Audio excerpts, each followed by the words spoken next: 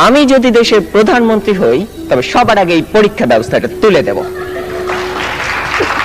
মাননীয় প্রধানমন্ত্রী, সম্মানিত সভাপতি ও উপস্থিত সুধীবৃন্দ, ইহার চেয়ে হতেন যদি অনেক কিছু তো হতে ইচ্ছে করে, কিন্তু বাবার অত্যাচারে কি কোনো কিছু করার বা হওয়ার সত্যিই জো আছে? এই তো কদিন আগে বাসার সবাই মিলে নাটক দেখতে বসেছে, আমিও পরিবেশের গন্ধ শুকে আস্তে আস্তে এগোচ্ছি কোন রকমের দর্শকের সারিতে জায়গা দখল করার জন্য। অমনি বাবা গুরুগম্ভীর কণ্ঠে আদেশ জারি করলেন, দুদিন পরে তোমার পরীক্ষা, এখন তোমার এসব নাটক ফাটক দেখা চলবে না। কি আর করা, দরজার চৌকাঠ থেকেই ফিরে যেতে হলো।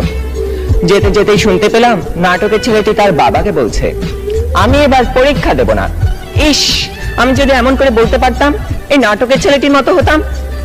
কিন্তু এ তো শুধু নাটকেই সম্ভব। আবার স্কুলের কথাই ধরুন না কেন, সব সময় পরীক্ষা লেগেই আছে।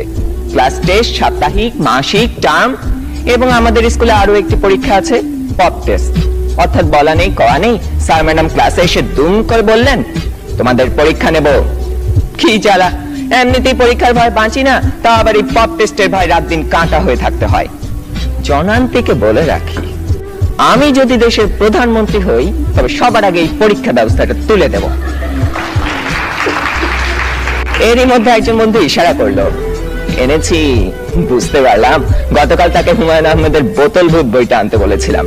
কোন রকমে পরীক্ষা শেষ করে উঠে গেলাম লাস্ট বেঞ্চে, দুজনে মিলে মজা করে পড়তে শুরু করে দিলাম। গল্পে আছে হুমায়ুন ভূত পুষে, তা আবার বোতলে করে পকেটে রাখে, সে ভূতের খাবার চাঁদের আলো। ক্লাসের একজন যখন একথা বলে দিল, তখন অঙ্ক স্যার বোতলটা নিয়ে ভূতটাকে এক ঢোকে পেটের ভিতর চালান করে দিলেন।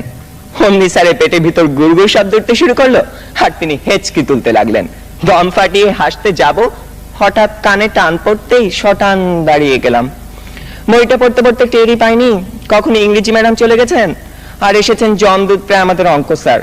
বইটা নিয়ে গেলেন হেড স্যারকে জমা দেবেন বলে। তার মানে আরো এক দফা শাস্তি।